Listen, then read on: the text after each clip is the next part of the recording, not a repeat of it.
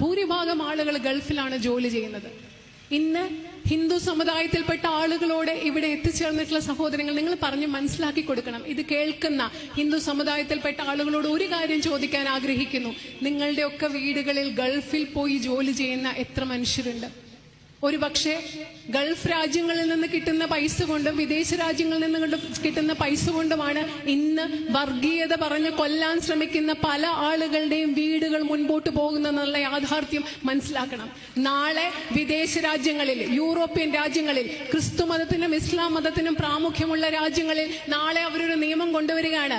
India ഇവിടെ ചെയ്യുന്നത് ഇതാണ്, വംശഹത്യയാണ്. അതുകൊണ്ട് നാളെ ഈ രാജ്യങ്ങളിലേക്ക് ഹിന്ദു മതത്തിൽ ഒഴികെയുള്ളവർ മാത്രം ഇവിടെ ജോലി ചെയ്യാൻ വന്നാൽ മതി എന്ന് പറഞ്ഞാൽ ഇവിടെ BJPക്കും RSSനും വേണ്ട പണം എവിടെ നിന്ന് കിട്ടും? അത് മനസ്സിലാക്കണം. ഇപ്പൊ ചെയ്യുന്നത് തിരിച്ച് മറ്റു രാജ്യങ്ങൾ ചെയ്ത് കഴിഞ്ഞാൽ ഇന്ത്യയുടെ അവസ്ഥ എന്തായിരിക്കും? കേരളത്തിന്റെ അവസ്ഥ എന്തായിരിക്കും? ഈ RSS BJPയിൽ പെടുന്ന ആളുകളുടെ കുട്ടികൾ എങ്ങനെ സ്കൂളിൽ പോകാൻ ഫീസ് കൊടുക്കും? അതുകൂടെ ആലോചിച്ചിട്ട് വേണം. RSSും BJPയും ഹിന്ദുക്കൾക്കും ഇന്ത്യക്കാർക്കും വേണ്ടിയാണ് ഇതൊക്കെ ചെയ്യുന്നതെന്ന് തെറ്റിദ്ധരിക്കപ്പെട്ട മനുഷ്യർ ഇത് ചിന്തിക്കാൻ എന്നുകൂടി ഒരു വലിയ അഭ്യർത്ഥനയുണ്ട്. കാരണം മതത്തിന്റെ പേരിൽ മനുഷ്യനെ വിഭജിച്ചിട്ട് ഒരു രാജ്യവും മുന്നോട്ട് പോയിട്ടില്ല. മതത്തിന്റെ പേരിൽ രാഷ്ട്രമുണ്ടായാൽ ആ രാഷ്ട്രം വലിയ പുരോഗതി പ്രാപിക്കും എന്നതിനൊരു ചരിത്രമില്ല. അങ്ങനെയാണെങ്കിൽ മതരാഷ്ട്രമായി മാറിയ പാകിസ്ഥാൻ എന്തുകൊണ്ടാണ് 1971 വിഭജിച്ച് അവിടെ നിന്ന് ബംഗ്ലാദേശ് ഉണ്ടായത്? ഇത്രയും മതങ്ങൾ ഒരുമിച്ച് പോകുന്ന ഇന്ത്യ എന്തുകൊണ്ടാണ് ഇത്രയും വർഷങ്ങൾ കൊണ്ട് വളർന്ന് ഈ BJP ഗവൺമെന്റ് അധികാരത്തിൽ വരുന്നതിന് മുമ്പ് വരെ ഈ രാജ്യത്തെ ഏറ്റവും വലിയ സാമ്പത്തിക ശക്തിയായിട്ട് മാറിയത്? അതുകൊണ്ട് ഒരിക്കലും മതമല്ല, മതത്തിനുപരിയായി മനുഷ്യനെ ഒരുമിപ്പിക്കുന്ന ധാരാളം ഘടകങ്ങളുണ്ട്. ഇന്ത്യക്ക് ഇന്ത്യയായി നിലനിൽക്കണമെങ്കിൽ ഇവിടെ എല്ലാ മതങ്ങളിലും പെട്ട ആളുകൾ ഒരുമിച്ച് നിന്നേ മതിയാവൂ. ഇന്ത്യയുടെ സാഹോദര്യവും സഹിഷ്ണുതയും നിലനിന്നേ മതിയാവൂ. അല്ലെങ്കിൽ ഇന്ത്യ എന്ന രാജ്യം ഇല്ലാണ്ടായി പോകും. ഇത് BJP RSSന് അറിയാൻ വയ്യാഞ്ഞിട്ടാണ്. ഇവിടുത്തെ കൊച്ചു കുട്ടികൾക്കറിയാം ഇന്ത്യ എന്ന് പറയുമ്പോൾ നാനാത്വത്തിൽ വൈവിധ്യമാണ്, മതേതരത്വമാണ്, ജനാധിപത്യമാണ്. എന്തിനു വേണ്ടിയാണ് ഇവരിത് ശ്രമിക്കുന്നത്? അധികാരം കിട്ടാൻ വേണ്ടി മാത്രം. പറയാൻ കൃത്യമായ ഒരു രാഷ്ട്രീയ പ്രത്യയശാസ്ത്രമില്ല. അതുകൊണ്ട് മതത്തിന്റെ പേരിൽ മതം പറഞ്ഞ് ജനങ്ങളെ വിഭജിക്കുകയാണ്. എങ്ങനെയാണ് ഇത് പറയേണ്ടതെന്ന് അറിയില്ല. കാരണം ഉള്ളിൽ അത്രമാത്രം വിഷമമുണ്ട്, തീയുണ്ട്. ഒരു രാജ്യം, ലോകം മുഴുവൻ ആദരിക്കുന്ന ഒരു രാജ്യം, ലോകം മുഴുവൻ അഭിമാനത്തോടുകൂടി ബഹുമാനത്തോട് കണ്ടിരുന്ന ഒരു രാജ്യത്തെ ജനങ്ങളെ, മനുഷ്യരെ പ്രത്യേകിച്ച് ഒരു കാരണവും ഇല്ലാതെ ഇങ്ങനെ ഇഞ്ചിഞ്ചായി മനുഷ്യന്റെ മനസ്സിൽ ഭീതിയും വേദനയും നിറയ്ക്കുമ്പോൾ വല്ലാത്ത വിഷമമുണ്ട്, ആശങ്കയുണ്ട്. എന്തിനാണ് ഇവരിത് ചെയ്യുന്നതെന്ന്.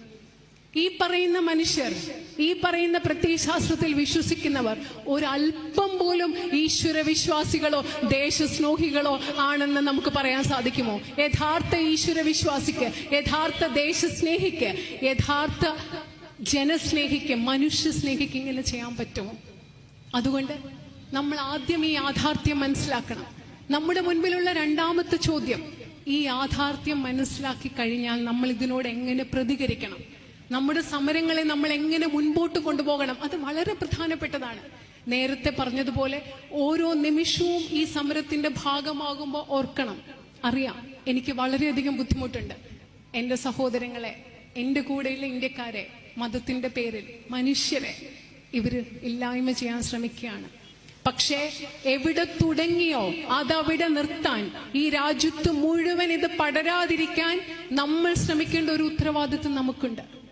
വർഗീയതയുടെ കാട്ടു തീ പടർത്താൻ അവർ ശ്രമിക്കുമ്പോൾ നമ്മൾ എന്ത് ചെയ്യണം? നമ്മുടെ കയ്യിൽ ഒരു കപ്പ് വെള്ളമാണ് ചിലപ്പോൾ ഉണ്ടാവുക. പക്ഷെ ആ വെള്ളം ഒഴിച്ച് ആ തീ അണയ്ക്കാൻ നമ്മൾ ഓരോരുത്തരും ശ്രമിച്ചുകൊണ്ടിരിക്കണം. എങ്ങനെ അത് ചെയ്യുന്നത്? അറിയാണ്ട് പോലും നമ്മുടെ മനസ്സിൽ വർഗീയമായ ചിന്ത വരാൻ പാടില്ല. RSSും മോദിയും ചെയ്യുന്നതിന്, അമിത്ഷായും ചെയ്യുന്നതിന് ഉത്തരവാദികൾ ഇവിടുത്തെ ഹിന്ദു സമൂഹമല്ല എന്ന് മുസ്ലിം സമുദായത്തിൽപ്പെട്ട ആളുകൾ മനസ്സിലാക്കണം. നരേന്ദ്രമോദിയും അമിത്ഷായും ഞങ്ങളെ പ്രതിനിധാനം ചെയ്യുന്നു എന്ന് പറയുമ്പോൾ അത് ഏറ്റവും വലിയ നുണയും വഞ്ചനയും കാപട്യവുമാണെന്ന് മനസ്സിലാക്കാൻ ഹിന്ദു സമുദായത്തിൽപ്പെട്ട ആളുകൾ മനസ്സിലാക്കണം. ന്യൂനപക്ഷ സമുദായത്തിൽപ്പെട്ട ആളുകൾ ഞങ്ങളുടെ സഹോദരങ്ങളാണ്.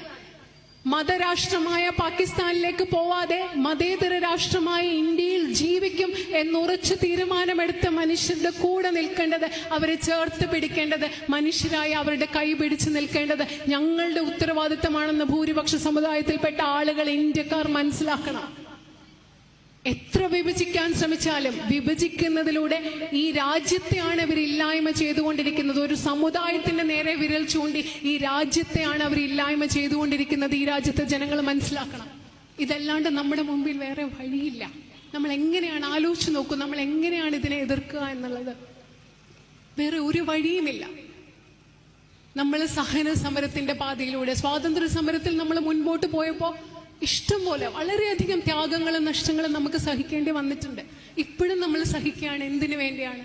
നമ്മുടെ രാജ്യത്തിന് വേണ്ടിയാണ്, നമ്മുടെ മനുഷ്യരെ സംരക്ഷിക്കാൻ വേണ്ടിയാണ്, നമ്മുടെ രാജ്യം ഇങ്ങനെ നിലനിൽക്കാൻ വേണ്ടിയാണ്. അതുകൊണ്ട് ഈ സമരത്തിന്റെ പാതയിൽ മുൻപോട്ട് പോകുമ്പോൾ എന്തൊക്കെ പ്രകോപനമുണ്ടായാലും, എന്ത് പ്രതിസന്ധി ഉണ്ടായാലും, എന്ത് വെല്ലുവിളി ഉണ്ടായാലും, എന്ത് ബുദ്ധിമുട്ടുണ്ടായാലും, RSS ഈ രാജ്യത്ത് പടർത്താൻ ശ്രമിക്കുന്ന വർഗീയതയുടെ കാട്ടുതീ ആളിക്കത്തിക്കുന്നതിൽ ഒരു തരിമ്പ് പോലും നമ്മളിൽ ഒരാൾ പോലും പങ്കാളിയാവരുത്. അഭ്യർത്ഥനയാണ്. ബുദ്ധിമുട്ടാണെന്നറിയാം, വളരെ വിഷമം പിടിച്ചതാണ്. എങ്ങനെയാണ് ഇത്രയും നേരിടേണ്ടി വരുമ്പോൾ പ്രകോപനമില്ലാതെ നമ്മൾ ഇരിക്കുക? അറിയാം, ബുദ്ധിമുട്ടാണ്. പക്ഷേ ഈ സമയത്ത് ഏറ്റവും കൂടുതൽ സംയമനം നമ്മൾ പാലിച്ചേ പറ്റൂ. അല്ലെങ്കിൽ അവർ ഈ രാജ്യത്തെ മുഴുവൻ ഇല്ലാണ്ടാക്കും, രാജ്യത്തെ മുഴുവൻ മനുഷ്യരെ ഇല്ലാണ്ടാക്കും.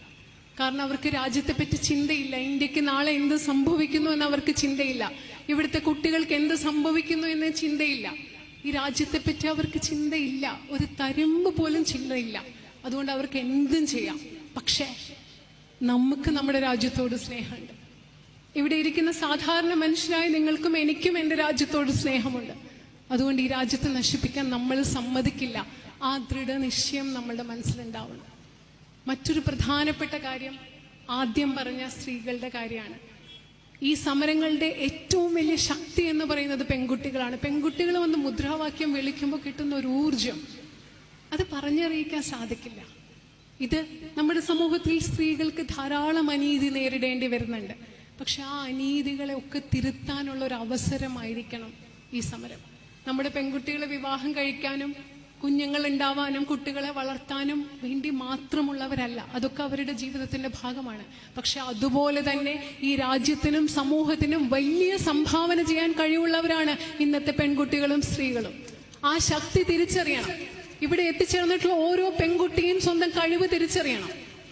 എൻ്റെ ഉള്ളിൽ വലിയ കഴിവുണ്ട്, ശക്തിയുണ്ട്, അത് ഞാൻ ഈ രാജ്യത്തിന് വേണ്ടി വിനിയോഗിക്കും. രാഷ്ട്രീയത്തെ പറ്റി ഞാൻ ചിന്തിക്കും, എൻ്റെ സമൂഹത്തെ പറ്റി ഞാൻ ചിന്തിക്കും, എൻ്റെ വീടിനെയും കുട്ടികളെയും പറ്റി ഞാൻ എങ്ങനെ ചിന്തിക്കുന്നു അതുപോലെ എൻ്റെ സമൂഹത്തെ പറ്റി ഞാൻ ചിന്തിക്കും എന്ന് ബോധ്യമുണ്ടാവണം. എനിക്ക് 2ാം ക്ലാസ്സിൽ പഠിക്കുന്ന ഒരു മകനുണ്ട്. അവനെ നോക്കുന്നത് പോലെ പ്രധാനപ്പെട്ടതാണ് എനിക്ക് ഈ സമരത്തിൽ പങ്കെടുക്കുന്നത്. കാരണം ഇത് എൻ്റെ രാജ്യത്തിനും എൻ്റെ രാജ്യത്തെ മനുഷ്യർക്കും വേണ്ടിയുള്ള സമരമാണ്. ഈ രാജ്യത്തോട് പ്രതിബദ്ധതയില്ലാതെ നമുക്ക് ആർക്കും ഒരു നിമിഷം പോലും ഇന്നത്തെ കാലഘട്ടത്തിൽ ജീവിക്കാനാവില്ല. അത് സ്ത്രീകൾ മനസ്സിലാക്കണം. സ്ത്രീകൾക്ക് തുല്യ സ്ഥാനം കൊടുക്കാൻ, സ്ത്രീകളെ സമൂഹത്തിന്റെ മുഖ്യധാരയിൽ കൊണ്ടുവരാൻ, ഞങ്ങളെപ്പോലെ തുല്യരാണ് പെൺകുട്ടികളും സ്ത്രീകളും എന്ന് കാണാൻ ഈ സമൂഹത്തിലെ പുരുഷന്മാർക്കും പൊതുസമൂഹത്തിനും സാധിക്കണം. അതും കൂടി നമ്മളെ മനസ്സിലാക്കുന്ന ഒരു സമരമാണിത്. അതുപോലെ ഈ രാജ്യത്തെ നിങ്ങൾക്കറിയാം, BJPക്ക് കേരളത്തിൽ ഇപ്പോൾ ഒരു പ്രസിഡന്റ് ഉണ്ടായി. അദ്ദേഹത്തിന്റെ ജാതി പറഞ്ഞാണ് BJPയിൽ അടി നടക്കുന്നത്. ഈ മനുഷ്യരാണ് ഹിന്ദു സമുദായത്തെ ഒറ്റക്കെട്ടായി സംരക്ഷിക്കാൻ പോകുന്നതെന്ന് ആലോചിച്ച് നോക്കൂ. ജാതി വ്യവസ്ഥക്കെതിരെ, മനുഷ്യനോട് കാട്ടിക്കുന്ന ജാതിയുടെ പേരിൽ കാട്ടുന്ന ക്രൂരമായ വിവേചനത്തിനെതിരെ നമുക്ക് പോരാടാൻ സാധിക്കണം. പൈസയില്ലാത്ത സാധാരണ മനുഷ്യനോട് കാണുന്ന വിവേചനത്തിനെതിരെ പോരാടാൻ സാധിക്കണം. ഭരണകൂടത്തിന്റെ അടിച്ചമർത്തത്തിനെതിരെ പോരാടാൻ സാധിക്കണം. നമ്മുടെ യുവജനങ്ങളെ അടിച്ചമർത്തി, നമ്മൾ കണ്ട് JNUവിലെയും ജാമിയ മില്ലയിലെയും കുട്ടികളെ എന്തുമാത്രമാണ് അവരോട് ക്രൂരമായിട്ട് പെരുമാറിയത്. ഞങ്ങളുടെ കുട്ടികളെ അടിച്ചമർത്തുന്നതിനെതിരെ നമുക്ക് ശബ്ദിക്കാൻ സാധിക്കണം, പോരാടാൻ സാധിക്കണം. അതുമാത്രമല്ല, നമ്മുടെ അടുത്ത തലമുറയെ, ഫാഷിസത്തെ ശക്തമായി ചോദ്യം ചെയ്യാൻ കെൽപ്പുള്ള, അനീതി കാണുമ്പോൾ ശക്തമായി പ്രതിരോധിക്കാൻ കഴിയുന്ന, പോരാട്ട വീര്യമുള്ള, സമരോത്സുകരായ കുട്ടികളായി നമ്മുടെ അടുത്ത തലമുറയെ വളർത്തേണ്ട ഒരു വലിയ ഉത്തരവാദിത്വം നമുക്കുണ്ട്. നമ്മുടെ കുഞ്ഞുങ്ങളോട് പറയണം, ഇന്ത്യയെ പറ്റി പറയണം, രാജ്യത്തെ പറ്റി പറയണം, മതേതരത്വത്തെ പറ്റി പറയണം, ഫാഷിസത്തെ പറ്റി പറയണം, വർഗീയതയ്ക്കെതിരെ സംസാരിക്കാൻ അവരെ ശക്തരാക്കണം, മനുഷ്യരായി അവരെ വളർത്തണം. ഇതും നമ്മുടെ ഉത്തരവാദിത്തമാണ്. ഈ ഉത്തരവാദിത്തങ്ങൾ നമ്മൾ ഇന്ന് ഈ സമരത്തിൽ പങ്കെടുത്തതുകൊണ്ട് അവസാനിക്കും.